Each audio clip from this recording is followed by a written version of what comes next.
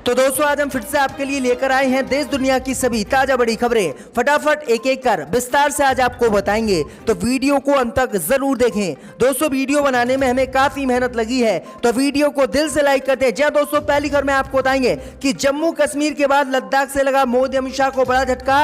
लद्दाख को पूर्ण राज्य बनाने की उठी मांग, दिल्ली पहुंचे लद्दाख के नेता। मोदी अमित शाह की बढ़ गई है मुश्किलें। तो वहीं आपको बताएंगे दोस्तों की बकरा ईद को लेकर महाराष्ट्र में गरमाई राजनीति। अबू आजमी ने कहा मुख्यमंत्री नहीं उठा रहे फोन, शरद पवार से करूंगा शिकायत। महाराष्ट्र में बकरा ईद पर लगा सकते हैं उद्धव ठाकरे बैन।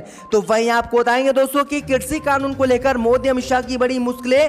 टिकरी बॉर्डर पर 2 किसानों ने की फिर से आत्महत्या। मोदी अमित शाह की बढ़ गई है मुश्किलें। वहीं आपको बताएंगे दोस्तों कि बिहार में बीजेपी विधायक ने नीतीश कुमार के मंत्रियों पर लगाया वसूली का आरोप। कहा तबादले में सभी मंत्रियों ने जमकर लिए हैं पैसे। तो वहीं आपको बताएंगे दोस्तों कि उत्तर प्रदेश में योगी आदित्यनाथ की बड़ी मुश्किलें। अमित शाह से मुलाकात के बाद गोरखपुर लौटे संजय निषाद ने फिर से मांगा बीजेपी से डिप्टी सीएम का पद। तो वहीं आपको बताएंगे दोस्तों कि दिल्ली में हिंदू से मुसलमान बनने वाली लड़की को दिल्ली हाई कोर्ट ने दी सुरक्षा। कहा हिंदू संगठन लगातार जान से मारने की दे रहे हैं धमकी। तो सभी खबरों को आपको एक एक कर बताएंगे दोस्तों, वीडियो को अंत तक जरूर देखें। इसी बीच बढ़ते दोस्तों अगली खबर की ओर। तो जम्मू कश्मीर के बाद लद्दाख से लगा मोदी अमित शाह को बड़ा झटका। लद्दाख को राज्य बनाने की उठी मांग, मोदी अमित शाह की बड़ी मुश्किलें। जी हां दोस्तों, आपको बता दें ये बड़ी खबर सामने निकल कर आई दोस्तों कि जम्मू कश्मीर के बाद अब लद्दाख से भी मोदी अमित शाह को बड़ा झटका लगा है और लद्दाख को पूर्ण राज्य का दर्जा देकर राज्य बनाने की मांग उठी है। दरअसल आपको बता दें कि जम्मू कश्मीर से अगस्त 2019 में आर्टिकल 370 खत्म होने के बाद पहली बार गुरुवार को लद्दाख के नेता दिल्ली में गृह मंत्रालय पहुंचे और केंद्रीय गृह राज्य मंत्री जी किशन रेड्डी से मुलाकात की। वहीं आपको बता दें कि मुलाकात कर केंद्र शासित प्रदेश लद्दाख को पूर्ण राज्य का दर्जा देने की मांग मोदी सरकार से की गई है और इस मुलाकात में लद्दाख को केंद्र शासित प्रदेश हटाकर लद्दाख को पूर्ण राज्य का दर्जा देकर राज्य बनाने की अलग से मांग उठी है, जिसके बाद मोदी अमित शाह की मुश्किलें बढ़ गई हैं। दरअसल आपको बता दें कि 24 जून को प्रधानमंत्री मोदी ने जम्मू कश्मीर को लेकर नेताओं से बात की थी। फिर नेताओं ने मांग की थी कि प्रधानमंत्री मोदी अनुच्छेद 370 को फिर से जम्मू कश्मीर में लागू करें और जम्मू कश्मीर को पूर्ण राज्य का दर्जा देकर विधानसभा चुनाव कराएं। जिसके बाद अब लद्दाख के लोग भी मोदी अमित शाह से मिलने दिल्ली पहुंचे और दिल्ली में लद्दाख को भी राज्य बनाने की मांग की है। तो ये बड़ी अपडेट आई दोस्तों, मोदी सरकार बुरी तरह से लद्दाख और जम्मू कश्मीर को लेकर घिर गई है। इसी बीच तो दोस्तों अगली खबर की ओर। तो बकरा ईद को लेकर महाराष्ट्र में गरमाई सियासत। अबू आजमी बोले मुख्यमंत्री नहीं उठा रहे फोन, शरद पवार से करूंगा शिकायत। जी दोस्तों, आपको बता दें कि महाराष्ट्र में बकरा ईद को लेकर पिछली बार की तरह इस बार भी महाराष्ट्र की राजनीति एक बार फिर से गर्मा गई है। मुख्यमंत्री उद्धव ठाकरे के नेतृत्व वाली महाविकास अघाड़ी सरकार को समर्थन दे रहे समाजवादी पार्टी के विधायक अबू आजमी ने आरोप लगाया है कि वे मुख्यमंत्री से कई बार बकरा ईद को लेकर गाइडलाइन जारी करने की मांग कर चुके हैं,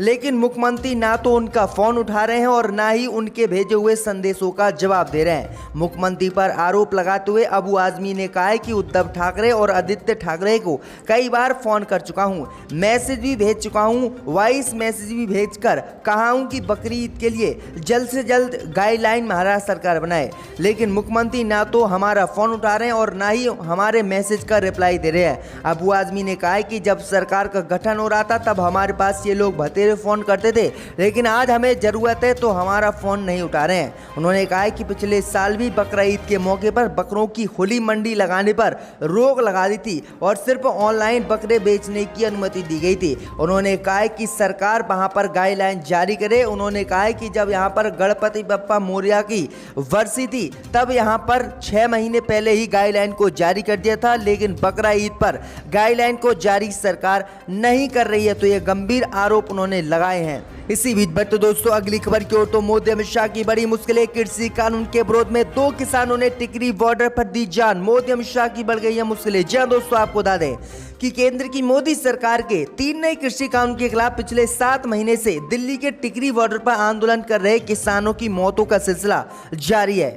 किसान आंदोलन के दौरान 2 और किसानों की टिकरी बॉर्डर पर आज मौत हो गई है। बताया जा रहा है कि दोनों किसानों की मौत हार्ट अटैक के कारण हुई है। जानकारी के मुताबिक हार्ट अटैक के कारण मृतक दोनों किसान पंजाब के बरनाला जिले के रहने वाले हैं। उनकी पहचान राजेंद्र कुमार पुत्र हंसराज और करम सिंह के रूप में हुई है। दोनों किसानों के परिजनों को सूचित करने के बाद मृतकों के शवों को पोस्टमार्टम के लिए बहादुरगढ़ के लिए भिजवा दिया गया है। इससे पहले भी टिकरी बॉर्डर पर आंदोलन के दौरान अलग अलग वजहों से किसानों की मौत हुई है। आंदोलनकारी किसान केंद्र सरकार से तीनों नए कृषि कानून को रद्द करवाने और एमएसपी की मांग कर रहे हैं। टिकरी बॉर्डर के अलावा गाजीपुर बॉर्डर पर भी किसान आंदोलन जारी है। तो ये बड़ी अपडेट आई दोस्तों कि आज फिर से 2 किसानों की और मौत हो गई है। अब तक लगभग 500 से अधिक किसानों की मौत कृषि कानून को लेकर हो गई है। इससे पहले भी कई किसानों ने कृषि कानून के विरोध में आत्महत्या भी की थी। इसी बीच बढ़ते दोस्तों अगली खबर की ओर, तो बिहार में बीजेपी विधायक ने लगाया नीतीश के मंत्रियों पर वसूली का आरोप। कहा तबादले में जमकर ले रहे हैं मंत्री पैसे। जी दोस्तों, आपको बता दें कि बिहार में हर साल जून के अंत में बड़े पैमाने पर सरकारी कर्मियों और अधिकारियों का तबादला होता है। यानी 30 जून को लगभग बिहार में 15,000 से अधिक पद अधिकारियों का तबादला किया गया है। तबादले को लेकर राज्य में हमेशा राजनीति होती आई है। विपक्षी नेता अक्सर मुख्यमंत्री नीतीश कुमार की पार्टी के नेताओं पर ट्रांसफर पोस्टिंग में वसूली करने का आरोप लगाते रहे हैं, लेकिन इस बार विपक्ष नहीं बल्कि सत्ताधारी दल के विधायक ने ही अपने ही सरकार के मंत्रियों के तबादले पर वसूली का आरोप लगाया है। साथ ही पूरे मामले की जांच की मांग की है।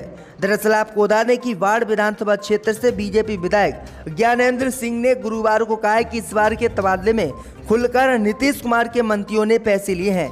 इसमें ज्यादातर बीजेपी के मंत्री शामिल हैं। एक अफसर को 5-5 बार फोन किया गया कि आइए पैसा दीजिए और आपका ट्रांसफर हो जाएगा। उन्होंने कहा कि अब जब नीतीश कुमार बिहार दिल्ली से आ जाएंगे तब मैं उनसे शिकायत करूंगा। और यहां पर बीजेपी मंत्री और नीतीश कुमार के मंत्रियों ने जमकर ट्रांसफर करने के पैसे लिए हैं। तो ये बड़ी अपडेट आई दोस्तों कि बिहार में किस तरह से भाजपा के विधायक पैसे ले रहे हैं। इसी बीच पर दोस्तों अगली खबर की ओर, तो कृषि मंत्री नरेंद्र सिंह तोमर बोले कृषि कानून नहीं होंगे वापस। जी दोस्तों, आपको बता दें ये बड़ी खबर सामने निकल कर आई दोस्तों कि कृषि कानून को लेकर पिछले 7 महीने से किसानों का आंदोलन दिल्ली की सीमाओं पर जारी है। किसान लगातार मोदी सरकार से तीनों कृषि कानून को रद्द करने की मांग कर रहे हैं। वहीं आपको बता दें कि इसी बीच आज फिर से केंद्रीय कृषि मंत्री नरेंद्र सिंह तोमर ने कृषि कानून को लेकर बड़ा ऐलान कर दिया है। कृषि मंत्री नरेंद्र सिंह तोमर ने ऐलान किया है कि कृषि कानून किसी भी कीमत पर वापस नहीं होंगे। उन्होंने कहा है कि अगर किसान चाहें तो कृषि कानून में संशोधन करा सकते हैं, लेकिन कृषि कानून रद्द नहीं होंगे। भाई आपको बता दें कि इसी बयान के बाद राकेश टिकैत ने भी मोदी सरकार पर पलटवार किया है और उन्होंने कहा है कि मोदी सरकार को हठ धर्मिता से इमरजेंसी जैसे हालात पैदा किए हैं और हठ धर्मिता से मोदी सरकार को हटना चाहिए और कृषि कानून को रद्द करना चाहिए। वहीं आपको बता दें कि राकेश टिकैत ने साफ कह दिया कि जब तक कृषि कानून रद्द नहीं होंगे तब तक उनका आंदोलन जारी रहेगा। तो ये बड़ी अपडेट आई दोस्तों। इसी बीच पर तो दोस्तों अगली खबर की ओर, तो अमित शाह से मुलाकात के बाद गोरखपुर लौटे संजय निषाद, फिर दोहराई डिप्टी सीएम पद की मांग, योगी की बड़ी मुश्किलें। जहां दोस्तों आपको बता दें कि निषाद पार्टी के अध्यक्ष संजय निषाद ने एक बार फिर से अगले साल उत्तर प्रदेश में होने वाले विधानसभा चुनाव में भाजपा से डिप्टी सीएम पद की मांग को दोहरा दिया है, जिसके बाद उत्तर प्रदेश में योगी आदित्यनाथ सहित भाजपाइयों की मुश्किलें बढ़ गई हैं। दरअसल आपको बता दें कि संजय निषाद ने कहा है कि उनके कार्यकर्ताओं की मांग है कि 160 सीटें निषाद बहुल्य हैं और साल 2014 में जिन भी पार्टियों का निषादों ने साथ छोड़ा था वे हाशिया पर चली गई हैं।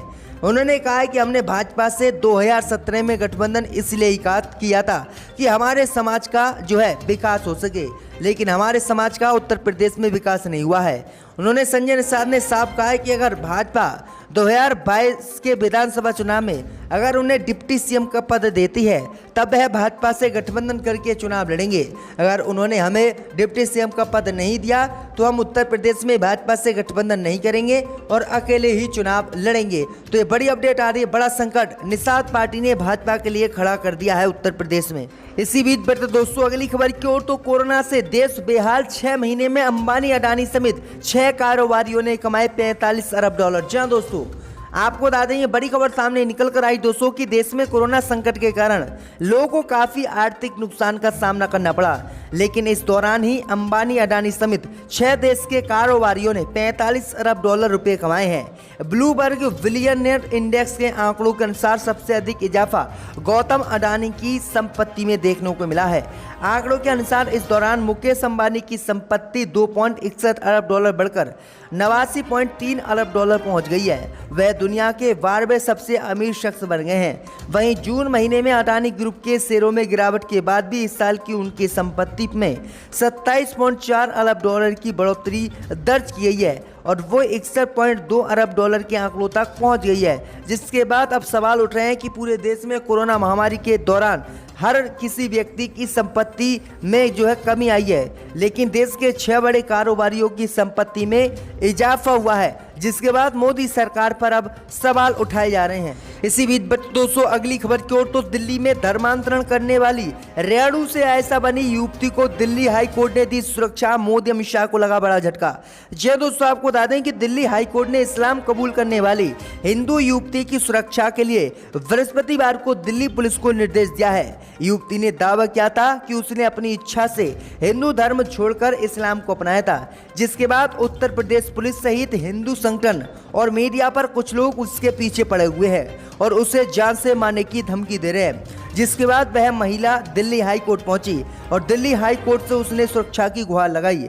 वहीं आपको बता दें कि रेणु से आयशा बनने वाली युवती को दिल्ली हाई कोर्ट ने सुरक्षा देने का आज आदेश दिल्ली पुलिस को जारी कर दिया है और दिल्ली पुलिस को कहा है कि तत्काल इसकी सुरक्षा की जाए, क्योंकि हिंदू संगठन इसके पीछे पड़े हुए हैं। तो यह बड़ी अपडेट आ रही दोस्तों कि अब दिल्ली हाई कोर्ट ने कड़ी सुरक्षा देने का ऐलान कर दिया है। इसी बीच बैठो दोस्तों अगली खबर की ओर तो उत्तराखंड पश्चिम बंगाल के मुख्यमंत्रियों के लिए अगस्त में हो सकते हैं उपचुनाव, ऐलान जल्द। जी हां दोस्तों आपको बता दें कि उत्तराखंड और पश्चिम बंगाल में संवैधानिक संकट के मद्देनजर मुख्यमंत्रियों के लिए अगले 2 महीनों में उपचुनाव कराने पर विचार किया जा रहा है। इस महीने के आखिर या अगले महीने की शुरुआत में चुनाव कार्यक्रम की घोषणा हो सकती है।